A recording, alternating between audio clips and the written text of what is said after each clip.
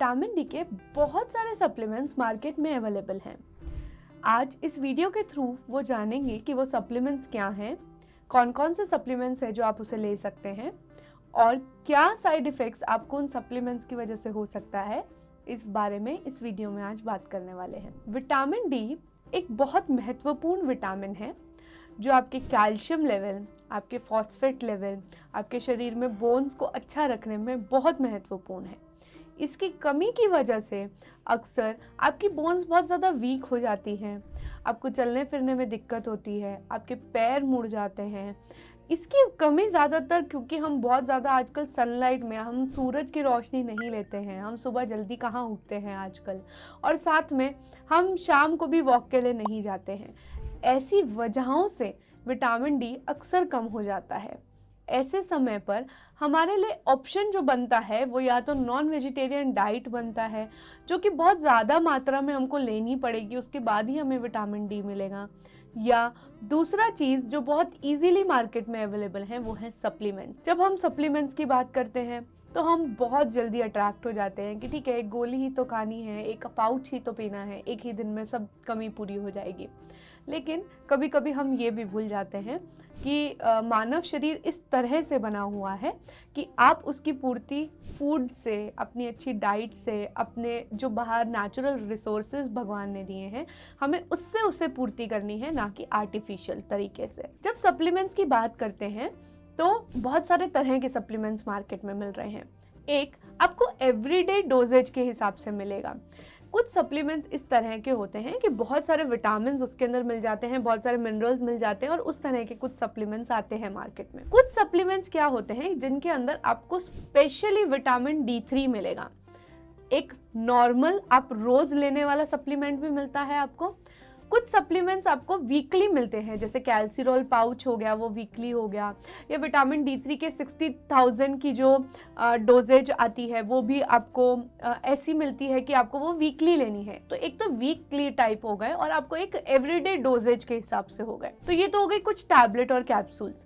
जब दूसरे तरह की हम बात करते हैं इंजेक्शंस की, तो इंजेक्शन से पूर्ति बहुत जल्दी हो जाती है। अक्सर जब पेशेंट्स हमारे पास आते हैं और बोलते हैं कि हमें घुटनों में बहुत ज़्यादा दर्द हो रहा है और उनके विटामिन डी जो है वो एनालाइज कराए जाते हैं या कैल्शियम लेवल देखे जाते हैं, तो कमी देखी जाती है उनके लेवल्स में।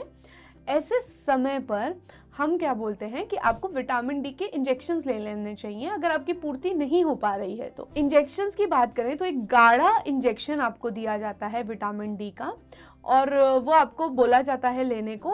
हो सकता है कि वो आपको मंथली बेसिस पे बताया जाए कि आप एवरी मंथ या एवरी वीक उसको लें, या अल्टरनेट डे पर। वो ब्रांड टू ब्रांड डिफरेंस करता है, और आप किस डोजेज में हम आपको दे रहे हैं वो डिफरेंस करता है। तो इंजेक्शन से पूर्ति बहुत जल्दी हो जाती है कुछ समय के लिए बहुत जल्दी पूर्ति हो जाती है, लेकिन कुछ समय के बाद वापस आपको दिक्कतें महसूस होती है। तो अल्टीमेट सोर्स तो फिर भी हमारे पास यही बच गया ना कि हम नेचुरल सोर्सेज को इस्तेमाल करें, सनलाइट लें, या ऐसे बहुत सारे और सोर्सेज हैं जिससे हमें नेचुरली विटामिन डी मिल जाता है। ऐसे सोर्सेज के अगर आपको बारे में जानना है तो मैं ऑलरेडी एक वीडियो बना चुकी हूँ, आप उसको देख सकते हैं। साइड इफेक्ट्स की बात करते हैं। अब ये तो सप्लीमेंट्स हो गए जो आर्टिफिशियल फॉर्म में आपको बाहर मिलते ही हैं। जब इन्हीं के साइड इफ़ेक्ट्स देखे जाएं तो पहली बात तो ये डॉक्टर से प्रिस्क्राइब कराए बिना, या डॉक्टर जब तक आपको सुझाव ना दें इसका, तो आपको ये नहीं लेने हैं। सबसे पहली कंडीशन, टर्म एंड कंडीशन ये है इसके लिए। क्योंकि कभी कभी हमको लगता है कि घुटने में दर्द हो गया, चल विटामिन डी खा लेते हैं, चाहे आपके शरीर में पूरा विटामिन डी हो, चाहे आपके शरीर में पूरे कैल्शियम हो। तो उस वजह से आपको पहले तो ध्यान रखना है कि आपको डॉक्टर की सलाह लेनी है। दूसरा, जब आपको साइड इफ़ेक्ट्स के तौर पर अगर हम देखते हैं तो सबसे पहला साइड इफ़ेक्ट जो आपको देखने को मिलता है वो होता है कॉन्स्टिपेशन, मतलब कब्ज महसूस होना, या गैस रिलेटेड डिफ़िकल्टी महसूस होना, पेट में गैस बन जाना, या भूख ना लगना। ऐसे लक्षण महसूस आपको अक्सर साइड इफेक्ट के तौर पर होने लग जाते हैं। जब आप विटामिन डी ले रहे हैं तो आपको फाइबर्स का ध्यान रखना है। जब भी आप सप्लीमेंट्स ले रहे हैं तो आपको, क्योंकि जो विटामिन ए होता है, विटामिन डी होता है, विटामिन ई होता है, विटामिन के होता है, ये फैट सॉल्युबल विटामिन है। तो आप अपने गुड फैट्स, आपको उन दिनों में अच्छे गुड फैट्स जो हैं वो लेने हैं। ऐसे टाइम पर जब भी आप विटामिन डी के सप्लीमेंट्स ले रहे हैं और आप अच्छे से डाइट नहीं रख रहे हैं तो उसकी वजह से आपको कब्ज महसूस होती है या आपको ब्लोटिंग जैसा महसूस होता है, पेट फूला है या कुछ दिक्कत हो रही है पेट में या भूख ना लगना, ऐसे कुछ साइड इफेक्ट्स आपको देखने को मिलते हैं। अगर आप लंबे समय तक विटामिन डी और साथ में एल्यूमिनियम फॉस्फेट के जो कुछ कंपोनेंट्स आ जाते हैं उसके अंदर वैसी टैबलेट्स ले रहे हैं तो कई बार एल्यूमिनियम की वजह से आपके शरीर में डैमेज होने लगता है। कभी कभी उन्हीं की वजह से आपके शरीर में सीरम फॉस्फेट बढ़ जाता है और जब आपके शरीर में सीरम फॉस्फेट बढ़ जाता है तो किडनी डैमेज होने के चांसेस बढ़ जाते हैं।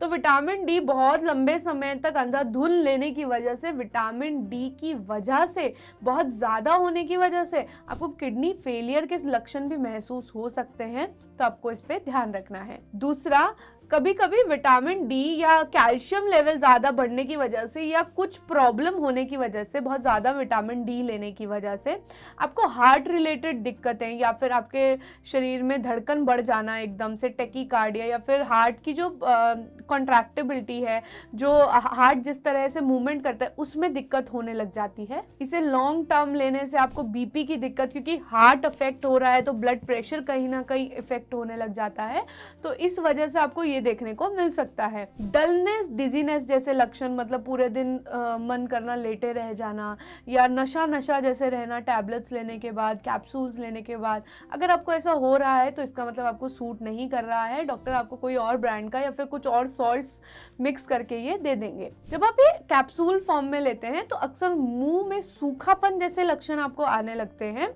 आप काफ़ी बार देखते होंगे कि आपको बहुत ज़्यादा सूखा सूखा मुंह जैसा लग रहा है, बहुत ज़्यादा कंफ्यूजन आपको फील हो रहा है। ऐसा कोई भी लक्षण अगर आपको महसूस हो रहा है तो ये इसका कुछ एक साइड इफेक्ट हो सकता है, और अगर आपको वैसा हो रहा है तो मतलब आपको टैबलेट सूट नहीं कर रही है। अगर आपको विटामिन डी की पूर्ति करनी है तो आप नेचुरल तरीके से जाएं, अच्छी से जो सूर्य की किरण लें आप रोज़ सुबह सुबह और अपने विटामिन डी की पूर्ति करें। अगर आपको और नेचुरल प्रोडक्ट्स जानने हैं कि विटामिन डी की पूर्ति कैसे होगी, क्या करना चाहिए, क्या नहीं करना चाहिए, कौन कौन सी गलतियां आप कर रहे हैं, ऐसा सब आपको जानना है तो आप चैनल को सब्सक्राइब कर सकते हैं और नए वीडियोस देख सकते हैं। धन्यवाद।